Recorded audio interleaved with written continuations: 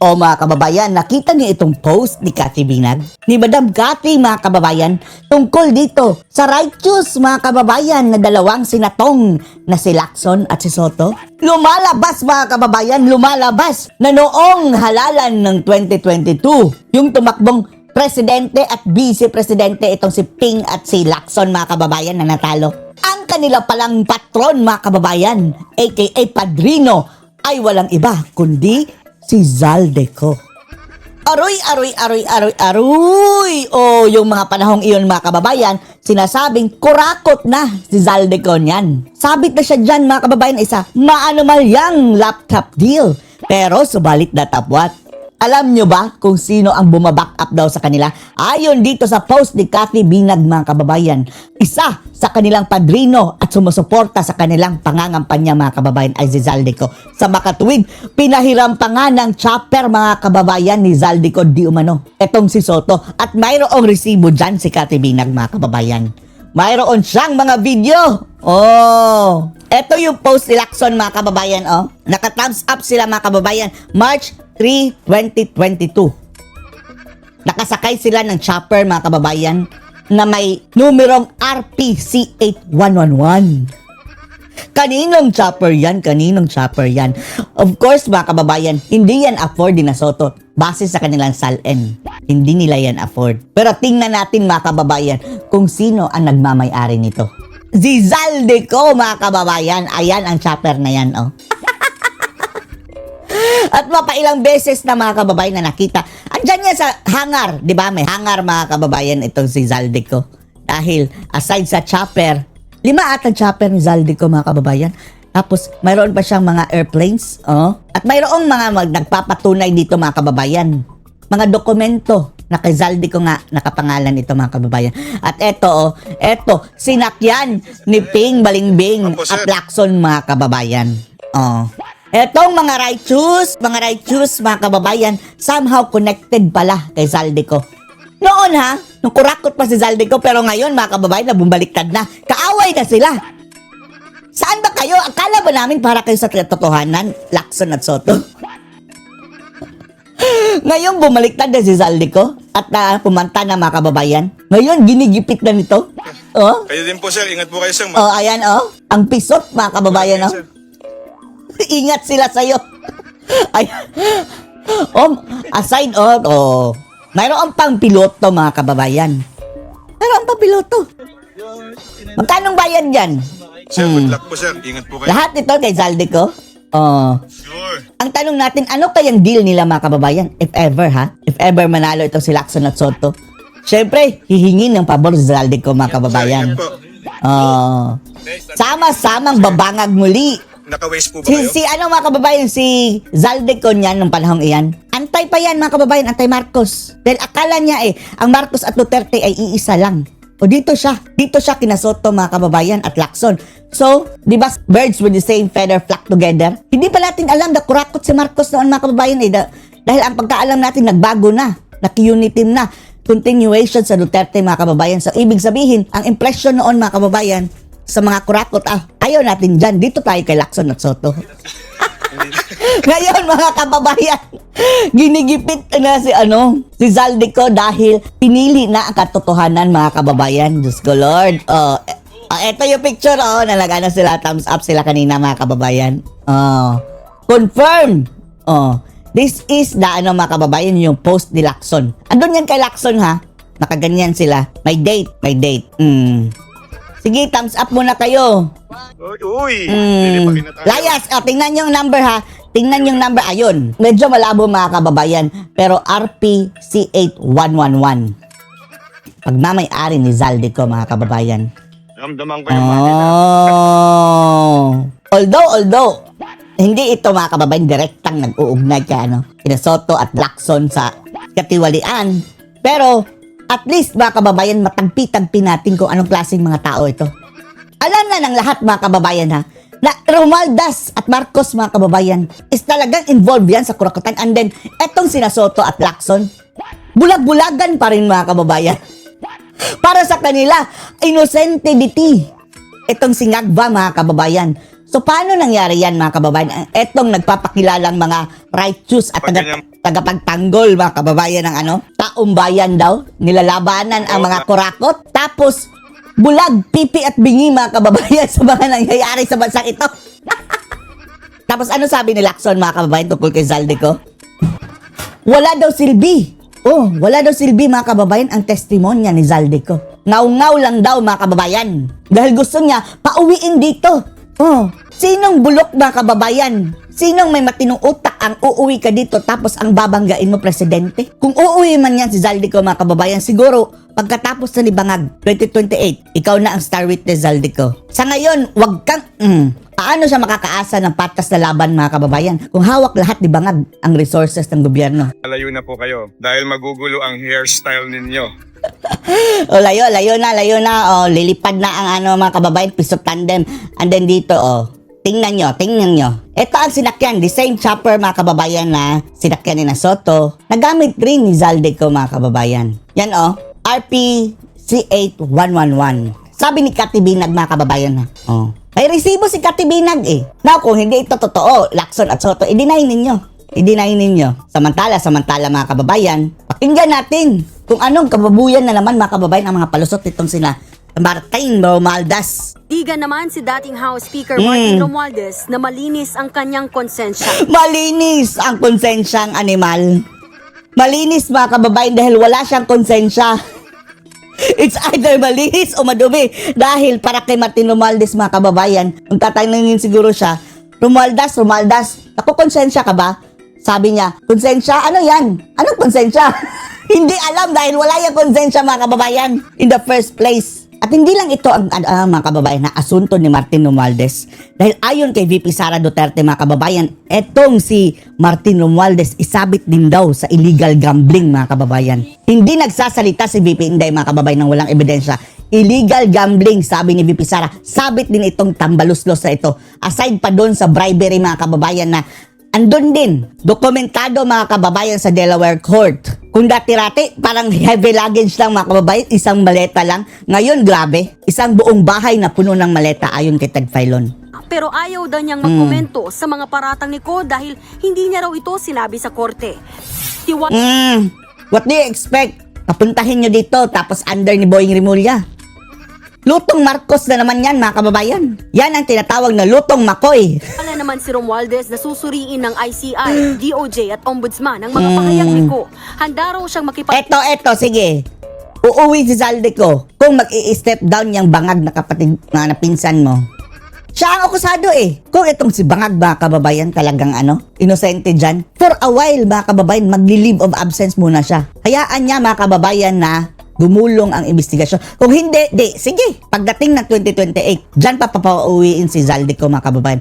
At yan ang magiging star witness. At itong si Bangag mga kababayan, labasan agad ng whole departure order. tulungan sa legal na proseso. Nagbabalita mula sa Frontline. Nagbabalita! Enriquez, Oh. News 5. News 5! Tanggilan sa timing ng mga revelasyon ni Zaldico.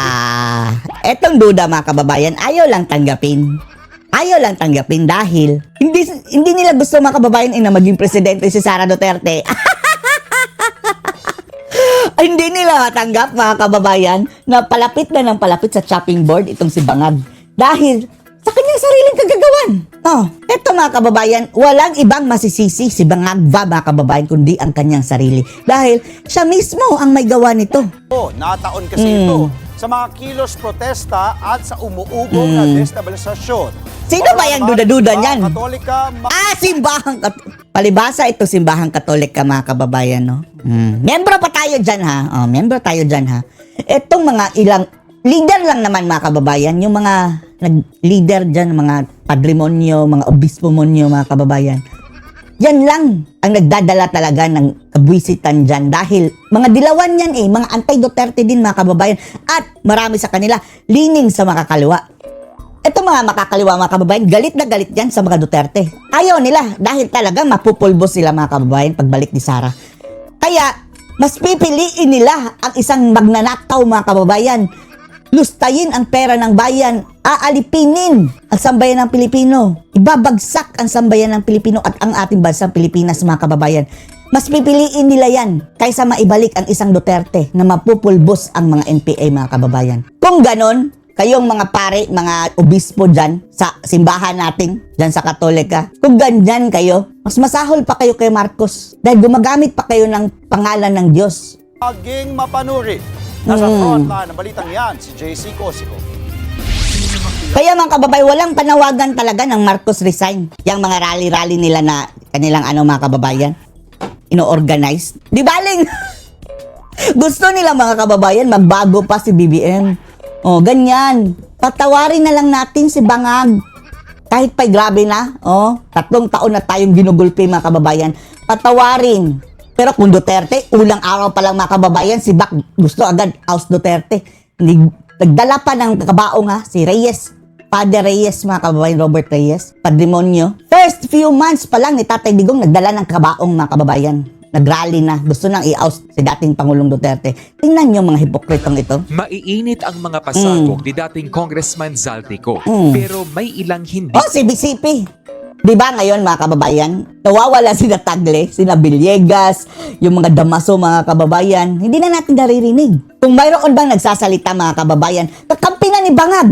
Di ba yung paring bumabatak din mga kababayan ng 15 years? Kalaban ng Duterte, ginamit ng mga Bangag, mga kababayan. Pero yung mga usual na maiingay dati sa panahon ni Tatay Digong, nawala na ngayon. Pagdating kay BP Sara, activate na naman tong mga Damaso, mga kababayan. Nakakahiya na kayo. Nakakahiya kayo. Kumbinsido. Giit ng Catholic Bishop.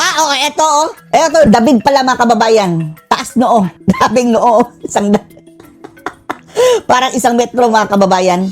Isa ito, mga kababayan, sa mga obispo munyo. Ayaw maniwala, mga kababayan, kay Zaldico dahil ang pinag-alala nito, mga kababayan, baka ma-shortcut ang pagiging presidente ni Bangag at maiupo si Zara. Para sa kanila, mga kababayan, di baling magnanakaw, wag lang sa Duterte. Diyos ko, Lord. Ano kaya kinagagalit nila kay Tatay Digong, mga kababayan, at dito kay VP Sara? Ipagpalagay natin, mga kababayan, na sige, galit kayo kay Tatay Digong. Dahil alam naman natin colorful ang pananalita ni Tatay Digong. Pero si VP Inday, mga kababayan, hindi naman ganyan. Total opposite si VP Sara, mga kababayan. Pwera na lang kung natitrigger talaga siya. Kagaya nung mga kababayan, kinulong si Zulaika Lopez. Kahit sino naman siguro, mapapamura. Pero si VP Inday, okay naman, mga kababayan. Ibang-iba ang pananalita kay Tatay Digong. Galit pa rin kayo, mga padrimonyo. Pwera na lang, mga kababayan, kung mayroong mga hidden agenda ito. Alam niyo ba kung ano? NFA Rise. Sounds like, mga kababayan. Baka mayroong kaugnayan sa mga NFA. Rise, Baka lang, Tops Conference of the Napasok na daw yan, sabi ni Eric, mga kababayan, iba't ibang sektor. Philippines o CBCP. Kung totoo ang mga sinabi ni Ko, dapat duda siya ka. umuwi sa bansa. Dapat umuwi. Ikaw pare, paano ka naging pare kung wala kang common sense? Kung ikaw binabangga mo ang presidente, hawak niya lahat, justice system, lahat-lahat, mga kababayan, police, military, at iba't iba pang mga pati mga goons, mga kababayan, hawak niya. Uuwi ka, papasok ka sa bunganga ng mga kababayan, halimaw. Anong maaasahan mo na patas na laban dyan, mga kababayan? Habang siya pa ang presidente, siya nga ang binabangga mo, siya ang ine-expose mo. Natural, wala kang makukuhang dyan. Mag-aantay tayo. Yan ang saktong dahilan. It's either bumaba muna si BBM, mga kababayan, or mag-aantay ng 2028 bago umuwi yan si Zaldico. Wala tayong makukuhang hustisya. Kaya nga kung pwedeng ma-people power, mga kababayan, ngayon, at magresulta ito sa pagre-resign, ni Bangag. Ewan na natin kung matatablan ba. Sana hindi dumating sa mga kababayan, punto na puwersahan. Para mga kababayan, hindi tayo makasuhan ng inciting to sedition. Kung ma-shortcut, mga kababayan, pagkataong bumabayan si Bangag, yan ang panahong uuwi yan yung Zaldico. Yan lang obispo na noong. Magsampa ng reklamo, panumpaan ng kanyang salaysay at maglatag ng matibay na Ay, ebidensya. nako. Hindi Bobo lang yan ganyan. Ikaw daw. Ikaw, sige, go. sapat na idaan ang mga ito sa social media. Bakit ikaw dinadaan mo sa social media? Mga ganitong akusasyon, dapat Wala na, mga kababayan, at mga Bangag, no? Nabangag ka na ba, Father? Obispo Monyo? Dati-rati malaki anti-Marcos naman ito mga kababayan. Anong sinungal-ngal ni Marcos mga kababayan? Apparently, etong mga hindi na makontento sa gobyerno kagaya ni Renato Babalo, mga mga kababayan, wala na talagang magaling sa kanilang Pangulo. Except na lang mga kababayan kay Bangag. Apparently, para sa kanila, ito ang perfect na presidente. Diyos ko, tumahimik sila eh. Pinagtanggol pa nila. Mga ahensyang may kapangyarihang magsiyasat. Siyasat naman ka. ang CDCP sa publiko. Asawa ni Babalu. Maging maingat sa anumang pagsasamantala sa isyong ito. Araw Sige, magpasik- sige lang. Pagtanggol nyo lang si Bangag. Tapos sisisihin nyo later on si Sara Duterte. Bakit naubos na ang pera ng bansa? Magkanda hirap na tayo. Bagsak na ating ekonomiya. Ito ang emosyon ng taong bayan at magamit sa politika. Tingin naman ng Office of the Ombudsman. Yan. Isa pa yan, Anong maaasahan mo dyan? Ano yan, ibangag mga kababayan? Kung hindi lang sana mga kababayan na end of term yung si Martires. Pwede pa, may pag-asa pa. Pero anong nangyari Nag-retire na si Martires mga Iwas ng kababayan. sigo sa tamang proseso ng investigasyon. Umuwi raw dapat ang dating kongresista. Ano siya, hilo? At ano ka rin, hilo? Paberipika ang kanyang mga pahayag. Yan mga kababayan, titingnan natin kung gaano ka-powerful ito si Bangag mga kababayan. Sige, activate mo lahat-lahat Bangag. Activate mo lahat-lahat. Pauwiin mo si Zaldico. Sumailalim sa tamang proseso at hindi lang basta gumawa ng ingay. Matagal na raw bukas ang pinto ng ombudsman para kay Ko. At kung takot daw ang dahilan ng kanyang pag-iwas, Ito na lang Zaldico kung talagang mapipursa yan mga kababayan. Dahil alam natin, gagamitin nila ang kanilang pera mga kababayan. Kung mapapauwi nila si Zaldico mga kababayan. Putulin, isil mo muna ang ayong bunganga Zaldico. Huwag ka munang mag-take action until 2028 hanggang bumabayan si Bangag. Dahil walang mangyayari kung ngayon ka magsasampa ng kaso, no. I-reserve that. I-reserve mo yan. Wala kang makukuhang patas na laban dyan. Ang problema niyan mga kababayan kung ngayon uuwi siya magsasampa ng kaso, i-dismiss na yan mga kababayan. And then, anong mangyayari? Hindi na pwedeng makasuhan dahil lalabag na sa rules ng korte na double jeopardy. handa naman ang ombudsman na bigyan siya ng proteksyon.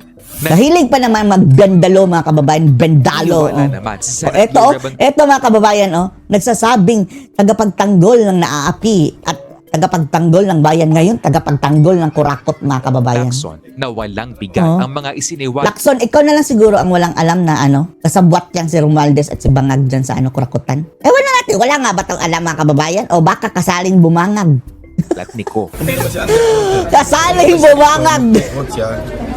At sabihin niya yung statement niya, then, may probability. Giit naman ni Mama Ay, ang nakong Saba. Ang Saba mga kababayan, nataranta na sila. Ang sabi ni Saba di baling hindi masibak si Marcos basta hindi lang maging presidente si Sara. Saba, Jonel de Lima. What do you expect mga kababayan? Si Marcos ang nagpalaya nito. Dahil coincidentally mga kababayan, nasabit ito sa illegal na pulburon mga kababayan na kaso. Tapos ang issue ni Bangag, illegal na pulburon din. Pinalaya. Salamat BBM. Kaya hindi kaya nitong manawagan mga kababayan ng BBM resign. Liberal Party List Representative Laila De Lima, Jonel! hindi pa rin dapat baliwalain ang mga sinabi ni Ko. Jonel! Pero bida ang kongresista sa timing ng mga pahayag ni Ko na inilabas ilang araw bago ang rally sa linggo na So anong masasabi mo, Jonel? Gusto mong masibak na si Bangag? Cristo at ng mga retiradong militar. Eto na lang, Jonel. Pagsamahin na lang kayo sa isang kwarto sa kulungan ni Bangag. If ever makulong na kayong dalawa. Pero mukhang hindi mag-i-enjoy si Saba mga kababayan dahil maliit daw yung Saba ng ng Agba. Sabi ni Maharlika. Sabi dito kung they would be able to convince enough forces, enough elements of the military or the AFP to join those calls. Di ba? AFP and military. Ano ba to? Tagapagtanggol kayo ng bayan? Ito mga kababayan, later on ito, lalabas na ang katotohanan at talagang 100% tayo mga kababayan na may kinalaman itong sina Bangag at saka sina Romualdez mga kababayan sa mga kurakutang ito. Bakit natin nasabi? Sinabi mismo ni Tiangco, Toby Tiangco mga kababayan na ganyan na talaga ang kultura dyan sa mga kababayan sa Kongreso. At alam yan ni BBM since 2023 pa at hinahayaan lang niya. Now, bakit ito hinahayaan? It's either way mga kababayan. May kasalanan siya. Either kasabwat siya o nagpabaya. The same. So etong AFP mga kababayan, AFP at PNP na mga head ngayon na hinahayaan lang ito mga kababayan. Hindi tayo naniniwala na wala silang alam. Paano pa ilatan na lang mga kababayan, intelligence fund, AFP, PNP. Alam nila ito, itong mga head mga kababayan, at nagpabaya lang sila. Pagbaba nitong si Bangag mga kababayan, tutugisin ang mga taong ito na nasa head ngayon mga kababayan ng AFP at PNP. Bakit hinahayaan nilang babuyin tayo ng mga buhayang ito ngayon sa gobyerno? Hindi pinagtanggol ang ating bayan. Either for the resignation or the ouster. Nag-alala na si Bangag kasi Saba mga kababayan, bakit paano na kung ma-oust o mag-resign si Bangag? The president.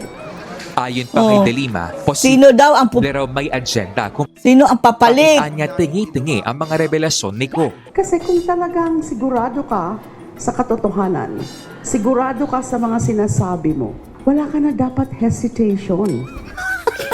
Saba. Anong paki mo, Saba? Anong paki mo? To be saying all this, hindi yung patingi-tingi. Una nang sinabi na Ikaw nga, gusto kasi niya mga kababayan, diretsyo ng subuan ng buo. Kagaya nung kinain niyang nilagang Saba mga kababayan, isang subuan lang, diretsyo sa ngalangala mga kababayan. Department of Justice na magagamit lang ang mga pahayag ni Ko kung isusumiti ito bilang ebidensya sa mga reklamo laban sa DOJ, sinong ano nyo? Wala pa nga naipalit na DOJ secretary mga kababayan, ano? Ito na lang tanong natin, saan nagre-report ang DOJ? Under yan sa Office of the President mga kababayan. Ano ba tong mga animal na to? niya. Nagbabalita mula sa frontline, JC Cosico News Cosico News 5. Nagsimula ng magsidatingan sa Ayan. Ayan. Eto na. INC, idiretso nyo na. Kayo na ang nakakaintindi mga kababayan na. Pero yan ang panawagan natin. Idiretso nyo na. Go out all the way. All the way na. Alisin na ang problema mga kababayan ng tuluyan. Kilos protesta ng Iglesia ni Cristo. Ang partido ni dating Pangulong Rodrigo Duterte na PDP Laban sasali na Ano sabi nila? Pera ng bayan ibalik. Mga kurakot ipiit. Expose the deeds of evil. Evil yan mga kababayan. Evil naman talaga ang ginagawa ngayon ng mga kurakot. Dahil, eto mga kababayan, sa halip na napupunta sa tao ang proyekto, nagagawa ng flood control mga kababayan para maprotektahan ang kanilang buhay. Wala. Substandard, nasira, ghost projects, and then ang resulta, kamatayan mga kababayan. Gaya ng nangyari sa Cebu. 100 plus or 200 na siguro ang namatay. daw sa rally na magsisimula bukas. At live mula sa Maynila, nasa frontline ng balitang yan si Gio Robles. Gio Robles, pasok! PDP laban sa INC rally. Nikki, ayon sa PDP Laban, ang mga miyembro nila na bahagi ng INC ay makikisa rin sa rally dito sa Quirino Grandstand. Paraan daw nila ito para tuligsain ang malawakang katiwalian sa gobyerno. Eto mga kababayan, para mapakita natin sa buong mundo din na hindi natin gusto bilang Pilipino, nadadamay tayo mga kababayan. Tayo ang binigbiktima. Ganitong klaseng leader mayroon tayo. Bangag, wake up call mo na yan. Hindi na kulang ang wake up call mga kababayan kay Bangag. Hindi na, wala nang lunas mga kababayan. Gusto raw ICI, kabulukan. punahin ng PDP Laban ng Independent Commission for Infrastructure o ICI. Tingin nila, pinoprotektahan nito ang mga totoo umanong mastermind ng katiwalian. Pati ang iba pang matataas na opisyal ng gobyerno gaya ni dating House Speaker Si Romualdez mga kababayan Special mga kababayan para pang senyorito, nag-request lang mga kababayan, ay postpone muna natin dahil mayroon akong ganyan. Automatic ang ICI, yes sir! And then, sabi ni Romualdez, magpa-check up muna ako, yes sir! Ang animal. Martin Romualdez, pinuna rin ng partido ang hindi pagsasapubliko sa mga pagdinig ng komisyon. Dahil daw dito, sasali sila sa Kasi lutong Marcos lutong Makoy. protesta bukas. Ngayon na, kagabi pa ito mga kababayan, puno na. Ang entablado para sa Puno na yan. rally dito sa Quirino 3 days pa yan ha, Alas 3 days. 4 ng hapon bukas. Alas 4 ng hapon pala, tapos ang ilan mga kababayan, kinagabihan pa, nag-tent na, tapos 4 a.m. mga kababayan, andyan na. Ang nakakatawa mga kababayan, itong mga bangag mga kababayan, mga hampas lupa na siguro to, no? Palibasa gawain nila mga kababayan. Akalain nyo, nakita nila mga kababayan. Mayroon kasi news na ang Manila Hotel, mga kababayan, di ba? Magandang hotel yan, mamahalin yan, mga kababayan. Napuno ng mga INC members, mga kababayan. Ang sabi nila, well-funded. Ang laki daw ng binayad, mga kababayan, ng kung sino man ang nasa likod ng rally dito sa mga tao, nakap-afford pa daw na pambayad ng pang-hotel, mga kababayan. Diyos ko, Lord. Anong akala nila sa mga...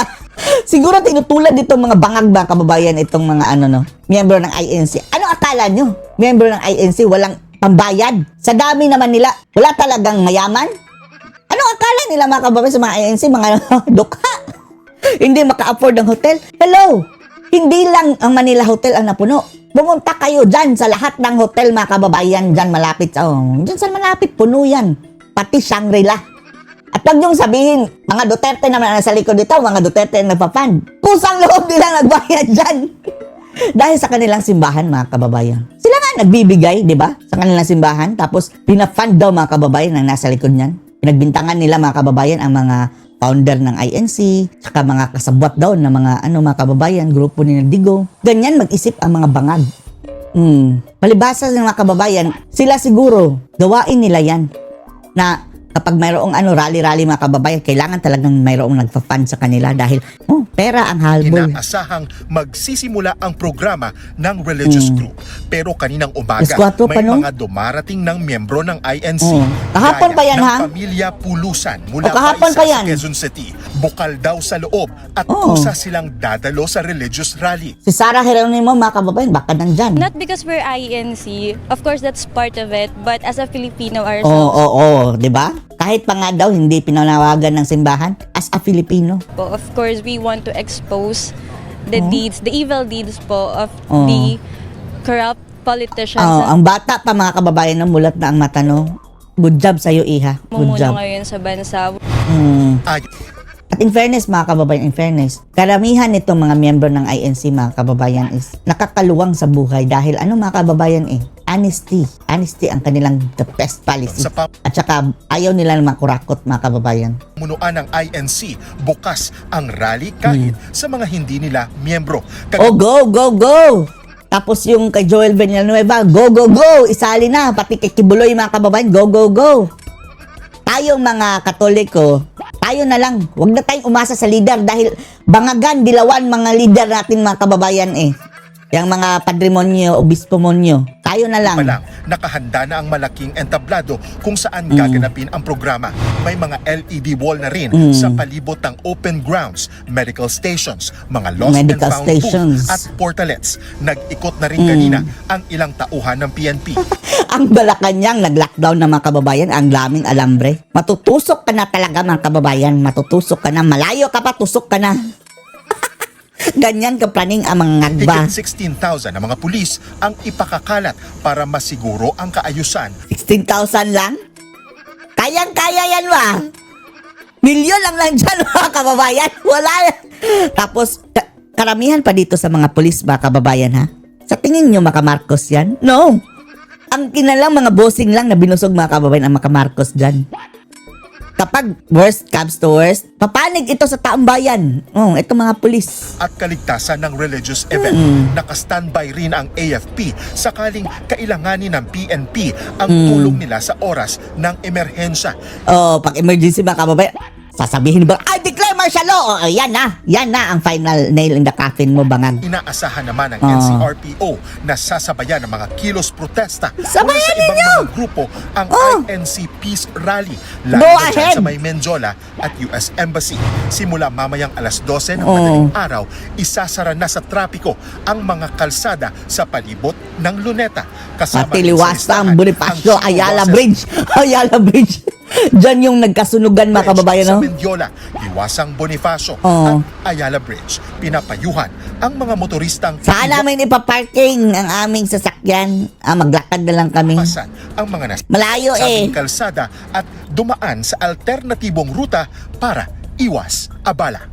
Doon na lang tayo, tayo, mga kababayan, magbangka. sinuspindi na ni Manila Mayor Isko Moreno ang face-to-face classes sa lahat ng pampubliko at 3 days. pribadong paaralan dito sa lungsod. Simula na yan sa Lunes, November 17 Hanggang Martes. November 18. Ipatutupad ang Alternative Delivery Mode o ADM sa mga nabanggit na araw. Nikki, balik sa'yo. Ano yung may trabaho? Bago ang kilos protesta sa People Power Monument sa Quezon City. Oo, tingnan nyo mga kababayan, no? Mga babae, oh, tulong-tulong. Eto, no, nakakalungkot mga kababayan, no? Dahil kung talagang matino lang ang ating mga kababayan, presidente at saka namumuno ngayon sa gobyerno, hindi tayo maaabala ng ganito mga kababayan. Kailangan pa natin talagang magsalita, mag-rally, magtipon-tipon mga kababayan para marinig tayo na mga bingi na nasa kapangyarihan ng mga walang silbi. Naabala patuloy tayo. Kaya next time mga kababayan, magtalaga na tayo ng mga buboto tayo ng talagang matino mga kababayan. Hindi kagaya nitong sinabangag, never again to Marcoses. Ilang kalahok na ang inikot ng lugar. Mm. Naninigurado raw sila na maayos at ligtas ang protest venue. Ang Buti na lang wala ng bagyo, no? Umaasang magbabago o di kaya O tingnan nyo mga kababayan, mga mga senior na mga kababayan. mga korap na opisyal ng bansa. Baka raw pag narinig ng mga ito ang sigaw ng taong bayan bukas, Kung hindi nila marinig, sa pilitan ninyong iparinig face to face. Diyan talaga sa tenga mga kababayan, ibangag sigawan ninyo. Stop it, bangag! isa silang bumaba sa pwesto. Resign ka na, Udas! Ganyan. Po ang pinakahuli Oo. na nating hakbang para tumino ang Gobyerno. lahat ng mga namumuno sa ating bansa. Yan ang kaibahan mga kababayan sa mga pumunta dyan. Tapos yung pumunta sa rally ng mga makakaliwa mga kababayan na ang daming placards na makakaliwa. Ibagsak si Duterte. Mag-interview kayo dyan. Ang sabi, nahablot lang ako eh. Pinasama lang ako eh. Ano lang daw sila, hablot lang daw sila mga kababayan. Hindi daw talaga nila alam kung bakit sila Pero nandyan. di gaya ni Eya, si Nanay Jean, suko na raw sa lahat ng politiko. Nakikiusap po ako sa inyo. Please, bumaba na po kayo. Kasi habang nakaupo pa kayo, wala po mangyayari sa Pilipinas. Talaga. Tatagalang rally sa EDSA People Power Monument mula November 16 hanggang 18. Mangunguna riyan ang grupong United People's Initiative na isang koalisyon ng mga retiradong general. Pati mga retired generals mga kababayan. Sana nga lang hindi sila gigipitin. Pero hindi papayag ang Korte Suprema mga kababayan na tatanggalan sila ng pension. Dahil part yan ng kanilang freedom of speech. Ang panawagan daw nila sa rally, papanagutin ang mga kurakot at hindi pabagsakin ng gobyerno. Kumpiyansa naman ang Kung ang kurakot mga kababayan na ito, panagutin. Hindi naman ang gobyerno ang babagsak. Sa makatuwid, masasalba pa natin ang gobyerno. Ito lang ang babagsak, ang nanggag mga kababayan. Dahil kung mapatunayan kurakot ito, panagutan niya. Ang gobyerno mananatili. Gaganda pa, magpo-flourish mga kababayan ang gobyerno. Dahil kumbaga ito yung mga kababayan uod na sumisira sa halaman. Administrasyong Marcos na hindi mauuwi sa destabilisasyon ang kilos protesta. Destabilisasyon sa gobyerno, not government itself. Pero accountability mo, baka mauwi sa accountability mo nga. There will be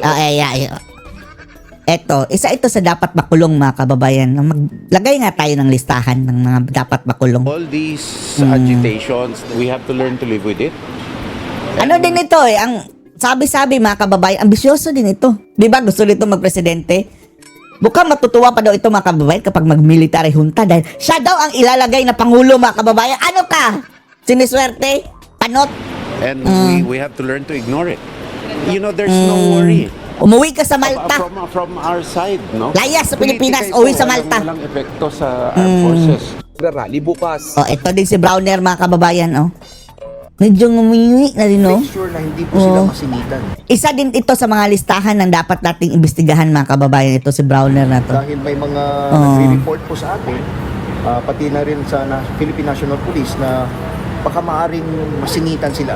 Masingitan, Kayo, wala ba kayong intelligence? Ang sabi ni VP Sara mga kababayan, alam ng AFP yung tungkol sa kidnapping ni Lisa Araneta Marcos. Anong ginawa ninyo? Yung kaso daw nun mga kababayan, nakafile lang doon. Isinantabi. Diyan pa lang mga kababayan, umpisa pa lang alam na ng AFP. At may Si Sara ang nagsabi mga infiltrators at baka may pasabog. Baka ikaw nga ang nag-infiltrate dyan. Kung para ka talaga sa bayan, sana hindi mo na lang tinanggap yan Browner? Ano sinasabi mong pasabog ko? Nananakot na mga kababayan. Diyos ko, Lord. Granada, nakakatakot po Oh, ikaw ang nananakot para hindi pumunta doon mga kababayan. Diyos ko, Lord. yun. Huwag na po kayong umasa. Oh, huwag na kayo umasa. Armed Forces of the Philippines ay gagawa ng unconstitutional activities. You will stick. Pero anong natin, Browner? Ano ang constitutional duty ninyo, mga AFP? To serve and protect, sa PNP pala yun mga kababayan.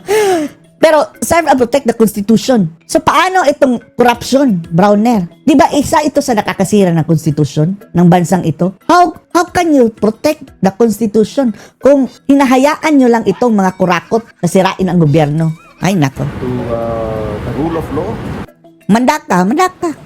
Pagdating ng panahon, magsama-sama kayong babangag muli. Di ba? Sige na mga kababayan, nag-goodbye na yan siya. So anong masasabi niyo dito mga kababayan? Post your comments below.